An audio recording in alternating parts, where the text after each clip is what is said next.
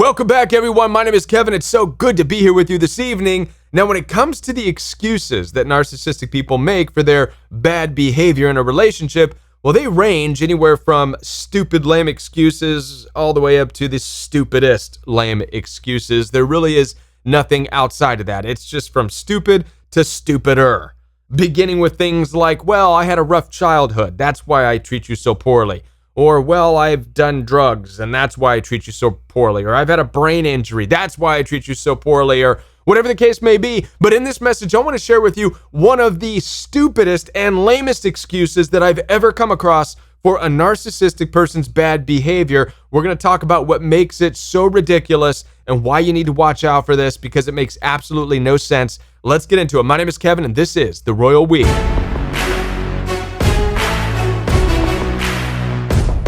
Now, before I do get into this message with you, let me remind you that I'm here to support you. Down in the description box right below this video, you'll find access for one-on-one appointments with me. I do take telephone calls and video calls through Zoom, FaceTime, and WhatsApp. So if you're tired of dealing with narcissists and their stupid excuses for mistreating you, then do not hesitate to reach out to me. Schedule that one-on-one time. Let's strategize together to get you out of the toxicity. Also, The Royal We does have a private membership available for you where you get daily live support from me within a growing community of people from all over the world. We have weekly Zoom calls together. We have weekly fellowship time together. And there's so much more going on, all in the privacy of a members-only app. So head on down and download the membership app down in the description box. Now, last but not least, The Royal We does have a brand new fitness channel where I invite you to join me for less than 30 minutes, Monday through Friday, for an intense workout to get you back into shape, mentally, emotionally, and physically coming out of toxic relationships. The exercises are strenuous enough to grow muscle and to really kick your butt, but they're easy enough for you beginners. All it's going to cost you is a subscription to the new Royal We Fitness channel. I'll put the link right there and hope to see you there. Now, let's get into this topic. One of the stupidest excuses I have ever heard for narcissistic abuse. Now, I want to ask you in the comment section to put some of the lame excuses that you've come across, which again, the typical lame excuses that narcissistic people make for their bad behavior, their mistreatment of others, typically are, well, I'm just kidding. It's just how I joke. You're just too sensitive. Anytime a narcissistic person says, you're just too sensitive, what they are implying is that, well, they're just kidding, and that's their excuse. Their excuse is that it's just a joke. You can't take a joke.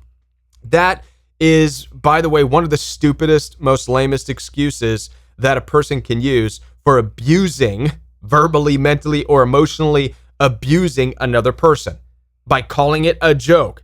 Yeah, because it's real funny, right? Haha, let's cuss this person out, call them names, let's criticize them, demean them, devalue them. Haha, and our excuse is, it's just a joke. It's funny to put somebody down, right? How many of us, we all love putting somebody down in a really horrible, negative way. Oh, and the best part is when they say stop and they show signs that they're really uncomfortable. Well, that's when we really kick it up a notch and let them know that, well, they're just too sensitive. They can't deal with the jokes, right? This is the mindset of narcissistic people, which makes it a stupid, lame excuse. The reality is they lack empathy. The reality is their inability to stop when they see somebody that's uncomfortable. It's no longer an excuse. They're actually getting supply. They're actually feeding off of it. It's actually making them feel powerful. That's why the whole I'm just kidding thing is nothing more than an excuse, because what they're trying to hide is that, ooh, I like this. I feel powerful in this dynamic. I feel powerful watching somebody in pain and in agony and uncomfortable. I like to see that person uncomfortable. This is the sick and twisted mindset, the psychotic, pathological mindset of a narcissistic person. So we need to watch out for the lame excuses like I'm just kidding, because they're not just kidding. They're really looking for that supply. And once they get a taste of your discomfort, they become addicted to that. Like anybody who becomes addicted to drugs or alcohol, a narcissistic person will become addicted to your discomfort. They get addicted to the power that supplies them. So we know that that's a stupid, lame excuse. I'm just kidding. What are some other lame excuses that you've come across? Now, I've heard a lot of them. I've heard people say, well, I had a brain injury. I literally have heard this. Somebody in a client call said that their spouse or their boyfriend or whomever it was played football when they were younger, got hit in the head playing football. which I guess that's what happens to you. Listen, I played football in high school. I got hit in the head many times. I mean, that's what helmets are for, right? But anyways, the excuse was that they were hit in the head so much playing football that they became this mean, nasty, abusive person. Now, I've never in my life heard something so ridiculous. I mean, we all get hit in the head when we play football. That's what football's all about. But not all of us start turning into abusive, nightmare, tyrant people. And I remember when I was playing football, there were some people on the high school football team that were already nightmarish, tyrant, abusive, bullying people. I mean, types that would just start fights in the locker rooms, right? It had nothing to do with them getting hit in the head playing football. It had everything to do with the fact that they were just narcissistic, psychopathic people. That's right. You can see the narcissistic, psychopathic jerks and bullies even in high school. You could see them in grade school, for crying out loud. The little kids that are throwing sand and throwing rocks at other kids and starting fights. I mean, there's just something in the psychopathic nature of a narcissistic person. And they spend their lives trying to craft their excuses because they really just can't explain what it is that gives them this desire to torment people. I mean, what are they supposed to say at the end of the day? I'm just evil.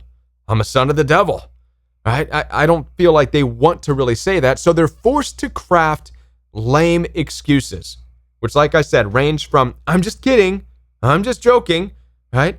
They can literally push somebody off a cliff and say, it was just a joke. It was just a joke.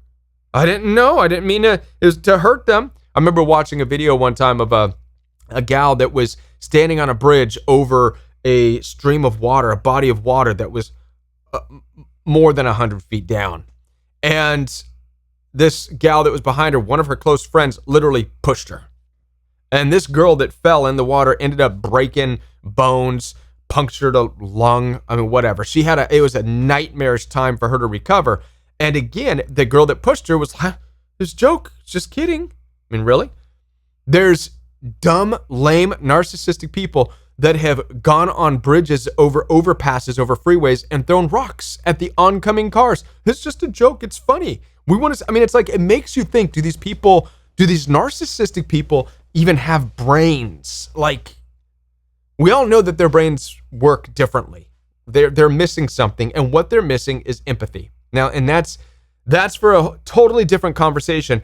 What we're really talking about is the lame excuses, all right? We're not going to get into the missing parts of narcissist brain, which include empathy. And empathy, by the way, is what governs a person's ability to stop and think, whoa, how is this going to affect that person? If I push this person off the bridge, what's going to happen? I better not do that, right? It takes empathy to stop and think about that. It takes empathy not to throw a rock over a bridge at oncoming traffic. It takes empathy not to just go and shove somebody. It takes empathy not to just sit and call somebody names, to demean somebody, to ridicule them, to be a bully, just so you can see their reaction. You see, narcissistic people, because of their lack of empathy, what they require instead is the reaction. They learn about people through the reaction, through hurting somebody. But the interesting thing is that they never learn. So they're constantly consuming, constantly pushing people's limits, constantly being abusive, constantly being a bully, because in a way, this is the only way narcissistic people can experience life, is by causing somebody else a pain, causing a reaction that they can see. This is the sad, pathetic life of somebody with no empathy, without the ability to already know and to already feel that this might be hurtful to a person. I mean, it kind of makes you wonder, I mean, how sad and pathetic would it be to live like that, to not be able to stop and think and to feel this might hurt that person, instead to feel nothing, like no feeling towards the other person, and instead just say, I want to watch what happens, right? And then something tragic happens, something devastating happens. But nonetheless, in the comment section, share with me and share with the community the most lame excuses that you have ever heard from toxic people, or not just the toxic people you've dealt with. Share some of the lame excuses that enablers have offered you. Share some of the lame excuses that people you thought were friends offered you. Yes, because even people you thought were friends, even your family, even the church, if you're not careful and you don't catch on to it, they ultimately can end up offering really stupid, lame excuses for people's bullying behavior. I know I experienced that. When I was dealing with the narcissistic in-laws, I was receiving all kinds of lame excuses from my family and from the church. When I was trying to figure out, why are they being abusive? Why are they being mean? I heard all kinds of stuff, right? Oh, well, Kevin, they're joking. Or one of the excuses was, oh, Kevin, they don't know what they're doing. They don't know. I mean, that's a stupid excuse. How many of you have heard that? How many of you have heard people say, oh, they really don't know what they're doing? It's kind of like buying into that scripture where Jesus was dying on the cross and Jesus said, Father, forgive them. Everybody say it together, for they know not what they do, right? The reality is that's only partially true, the way that that's taught us, because they in fact did know what they were doing. They knew that they were putting Jesus on a cross. They knew they were killing somebody. They knew they were punishing somebody who didn't deserve it. That they knew. That's not what Jesus was referring to. Jesus was referring to the reality and the fact that they just didn't know who he really was. That is what Jesus was pleading to God for forgiveness for them, saying, Father, forgive them. They don't know who I am. Forgive them for that part of it, but not forgive them for killing me. They absolutely knew what they were doing. But what's interesting is a lot of churches will in fact use that. A lot of family will use that. They don't know. They don't know. I heard that all the time when I was dealing with the in-laws. Oh, they don't know what they're doing, Kevin. They don't know that yes, they do know. That's a stupid excuse. All right. So continue coming up with and sharing, just to air out, get it off your chest, some of the lame excuses that you've heard, either from the narcissistic person themselves or from people who you entrusted to help lead you out of the toxicity. Share some of the excuses that you were given for the narcissist's bad behavior towards you. And while you're writing your comments, I'm going to share with you one of the most stupidest. I'm not going to say it is the stupidest excuse, but it's one of the most stupidest excuses. Are you ready? One of the most stupidest excuses I have come across is this. Kevin, they're testing you. They're just testing you. How many of you have heard this? They're testing you. And oftentimes narcissistic people might even use this. I'm testing you. My question to this is, testing for what exactly? What exactly are narcissistic people testing you for when they're being abusive and they're being bullies? What's the test all about? Is it so that they can see exactly to what extent they can get away with horrible behavior and you're still going to serve them? I mean, really, that's all that it is. If it is a test, if it's true, this excuse that people make for narcissists or that narcissists make themselves, if it's true that they're testing you when they're being bullying, when they're being demeaning, when they're criticizing you, when they're cutting you down, if it's true that they're testing you, then the test is for no other reason other than to see what they can get away with, absolutely the horrible things that they can do, and you're not going to do anything about it. What good does a test like that even do? What does this test accomplish? And who is this test even for? See, one of the mistakes that we make is you thinking that the test is for you. See, this is a mistake that I almost made when I was dealing with the narcissistic in-laws, and I had people at church saying, oh, Kevin, that in-law family, they're just testing you. I had the mistake of thinking, oh, okay, well, maybe I should pass their test. Maybe it's their hazing ritual. Who going into a relationship needs to go into a hazing ritual? What kind of family dynamic or gang or cult or whatever you call it is it that needs you to pass their test of criticism so that you can what? Be used by them? I mean, what is the outcome of the test? What's the goal of the test even? This is why it makes no sense. This is why it is nothing more than a stupid excuse, because it's not even a real test. If it is a test, there's no outcome. The only outcome that is a result of a test like this is to see exactly just how much they can get away with. So it's a test for them, but not for you. The mistake is to think the test is for you. The mistake is to think that if you pass this test and you show them that you're good and you're loving, even though they are mean and nasty, that one day they'll stop being mean and nasty. No. It doesn't work like that. All that you've done is show them how much they can abuse you, which means Guess what you've won by passing their test, by showing them that you're loving, by showing them that you can take their really demeaning, devaluing jokes, by showing them how patient you are, by showing them how withstanding you are and how you're able to be loving, right, despite their bad behavior. All that you've accomplished by passing that test, the only thing you win is more abuse, because you've shown them that they're able to get away with horrible things and you're not going anywhere. That's the test. I mean, that's what they're testing you for, to see that they can abuse you and you're going to stay. I mean, if you ask me, that's a stupid test, right? If that really is the reason, if the reason is that they're testing you, well, that's lame.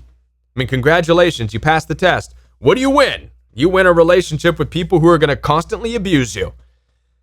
One of the things I'm going to challenge you with here in this is that when narcissistic people are offering this as an excuse, I'm testing you, right? Keep in mind that, well, if they're testing you, then there needs to be a reward, right? You need to be a part of something special. So that narcissistic person, that narcissistic cult, that narcissistic gang better have something really good to offer. It better be a damn good reward for you to go through any type of rigorous testing like that. I mean, if you're going to prove yourself through testing, consider your prize. And if all the prize is that you get is them, I mean, is it worth it?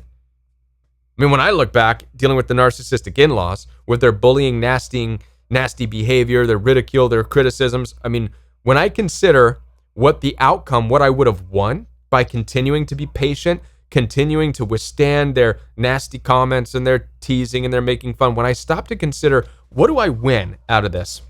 Well, I guess I win more time with them. To me, that just wasn't good enough. They're not worth it. They're not worth it. They offer nothing good. So when it comes to the lame excuse that narcissistic people are testing you, consider the reward. This is how you're going to stop the testing and you're going to exit the relationship. You're going to consider, well, what's the reward? Them? More of them? No, that's not good enough. They are not worth the constant put downs, the constant criticisms. But what's fascinating is that narcissistic people, because of their grandiosity, they believe they're worth it. As a matter of fact, you'll hear narcissistic people oftentimes make posts and comments saying, if you can't handle me at my worst, you don't deserve me at my best. And it's kind of a trick question, right? That's a trick. It's because there is no best of them. There's just the one version of them. Right? That's why it's a trick. Right? If you can't handle me at my worst, you don't deserve me at my best. If you can't put up with my abuse, then you don't deserve me abusing you. That's kind of what is being said. There is no best to narcissistic people. All there is more crazy making. That's the reward. See, I realized this early on when I was dealing with the in-laws. When I used to have people at church saying, Kevin, they're testing you in regards to their family. And they're testing you to see if you can fit into their family. When I stopped to consider, well, what am I going to win in this situation? Spending more time with those jerks? No, there's no reward there. They offer nothing for me. Nothing that's going to benefit me. Nothing that's going to benefit my family. They offer absolute zero. Except what? Just to say that they are in-laws or whatever? No, not worth it. Not worth being abused over. All right? So when it comes down to people saying, oh, they're just testing you, you have to stop it. And stop the enablers too. Say, no. That's a stupid excuse. What do you mean they're testing me? Who were they? And what gives them, meaning the narcissistic people, rights to test me? As if they're so good? As if I want to be a part of their cult? As if I want to be a part of their narcissistic gang? And what's even more interesting about this is that you didn't even volunteer for it. It's not like you signed up and said, hey, please test me. I want to join your club. I want to join your gang. I want to join your little cult. No, you had no options. You met the person, you were love bombed, you were lied to, you were convinced that it's a good relationship, and then suddenly the narcissistic people bring on this test. A test that you didn't sign up for.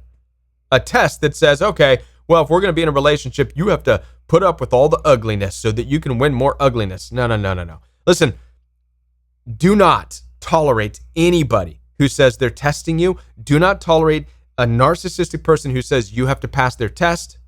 It doesn't exist. There's no reward for passing their test. The only thing you win is more time with an abusive person. And if you ask me, like I said, that's simply not good enough. Now, some of you might be saying, well, Kevin, but I have always heard that you do need to test people. You do need to test in relationships, that you do need to test the spirits, right? Doesn't the Bible say that?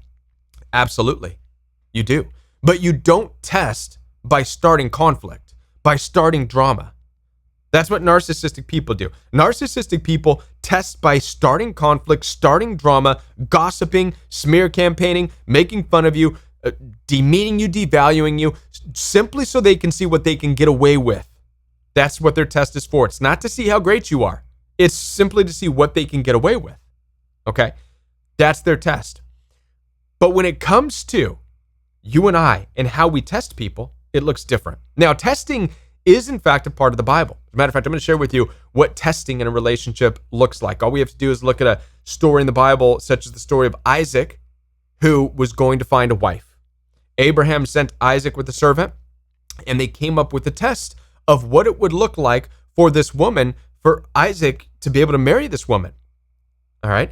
By the way, the test didn't include demeaning the poor girl. Abraham didn't tell the servant, hey, go, and when you come across these women, find a woman and literally just demean her, devalue her, cut her down, criticize her, call her names, make fun of her, push her into the lake, right? Throw rocks at her, throw dirt at her. See how patient she is. See if she can put up with it, right? If they can't handle, if this woman can't handle the worst of you, then she doesn't deserve the best of you. And by the way, that's the narcissist mentality, right? If somebody can't put up with the worst of me, then they don't deserve the best of me. Well, there is no best, right? It's a stupid no-win situation. No, there's no winning in that. There's no winning with a narcissistic person. You get no prize. You just get abused, right? So that wasn't the test. What was the test? Anybody know? The test was Abraham told the servant, when you go and you see the women, choose the woman who acts in love and kindness and serves you. And so they ventured off, they went, and sure enough, when they came into this area, this town, there was a woman who ran up to them and basically said, you look like you came a long way. Do you need water? Here, let me get you some water. Not only water for you, but water for your animals as well. And they're like, boom. That's the woman right there that we want for Isaac. What a servant's heart. What a loving, kind, generous person. That is how you test the spirits. Not by demeaning them, not by devaluing them, not by throwing things at them, starting fights with them, starting conflicts with them. But then again, you see the difference between a biblical story of people with empathy and how to observe and judge the character of a person without starting conflict with them. That is how you test a person. That's how you test the spirits. You judge them based on their attitude and their behavior. You see, we've gotten it wrong for so long. We've gotten it wrong for so long. And narcissistic people have had their day throughout the past decade or so of being able to run around and abuse people and call people names and call it their test. I'm testing you to see what I can get away with. Listen, don't tolerate that. It is one of the stupidest excuses ever. There is no such thing as a test that puts you through demeaning, devaluing things. Of course, unless you are testing to become a Navy SEAL, in which case, sure, that makes sense. Go join the Navy SEALs and let them hold you underwater while you thrash about because you feel like you're going to die, and let that be a test of exactly what you can put up with, because after all, you're going to go into hostile situations, you're going to be in war, and you need to be able to prove that you can survive. All right, but that's just being a Navy SEAL. That's not an intimate relationship. Going into an intimate relationship with somebody should not require them holding you underwater, thrashing about while you're dying, just so that you can prove that you can be in a relationship with them. Do you see the difference there? You see, narcissistic people want to treat relationships as though you are joining their cult, their gang. You are a subject to their leadership. Like a king or a queen, a narcissistic person wants to watch you fight, with a sword, not because they want to love you and be intimate with you, but simply because they just want to watch you burn, watch you thrash about, watch you try to earn your way into their good grace. If they really are testing you, that's all it's for. It's not what you think. They're not looking for somebody who's going to love them so that they can love you back. They're not looking for somebody who does good deeds so they can do good deeds back. They're not looking for a true partnership. They're looking for a subject. They're looking for somebody they can objectify. They're looking for a tool to use.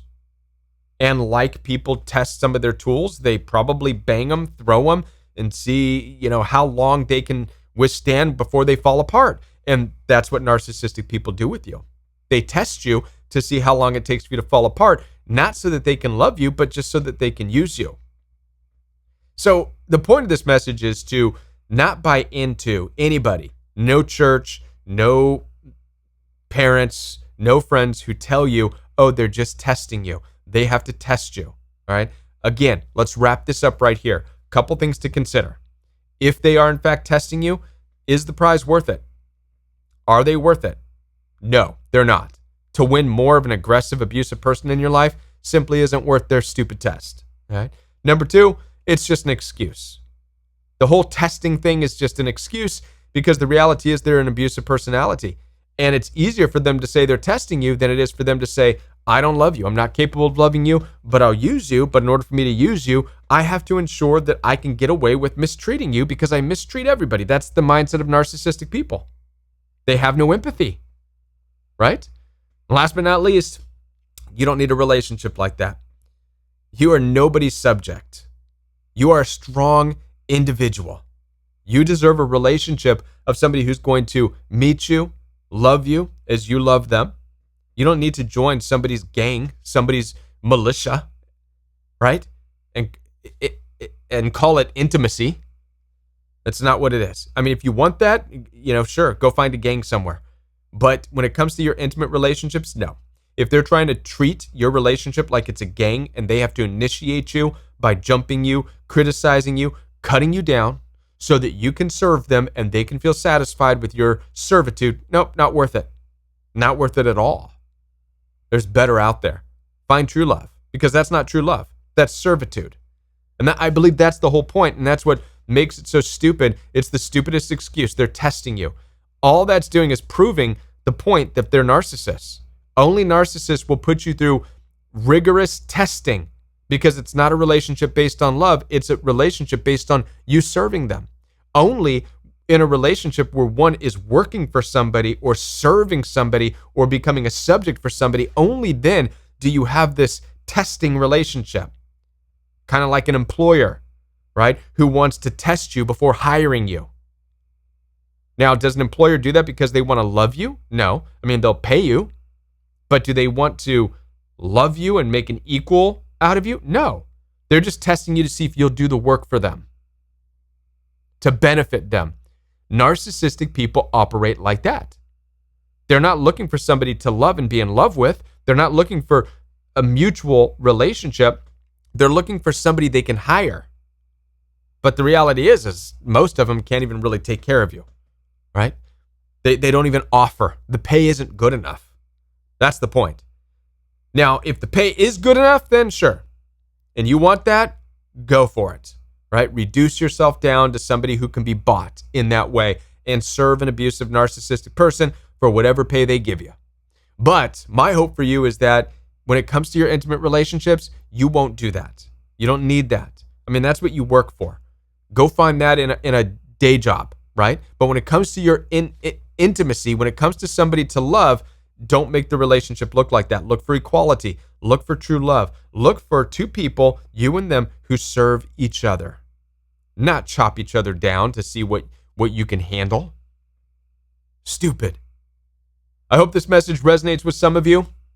Those of you who have dealt with narcissistic people who've used the excuse that they're testing you, I hope that by now you wake up from that and you realize, wow, what a stupid thing. What a stupid thing to buy into this that, oh, narcissists want to test me. as if they're that great, as if I'm supposed to work for them, as if I'm supposed to be their little subject to their royalty. They're not worth it. They're not worth it. Yes, narcissistic people want to act like kings and queens, but they're not. They've got nothing for you. They offer no benefit for you. So spare yourself the time. Don't waste any more time going through their stupid tests, what they call tests anyways. Simply cut yourself free. Thanks, but no thanks. I'm not here to be tested by you, right? Find true love. If you're struggling because you're wanting true intimacy and love, but you don't know exactly how to get there, like I said, I'm here to offer support. Head on down to the description box, schedule one-on-one time with me. Let's talk about it. Let's break it down together, get you out of toxicity, get you on the path to freedom. All right? If you're brand new to the Royal We, hit the subscribe button, hit the like button, and the bell notification so you don't miss any future Royal We content. And be sure to share this video with somebody who needs to watch it, and check out one of these videos recommended by the YouTube algorithm. I'll be back with more videos for you right here on the Royal We. Bye, everyone.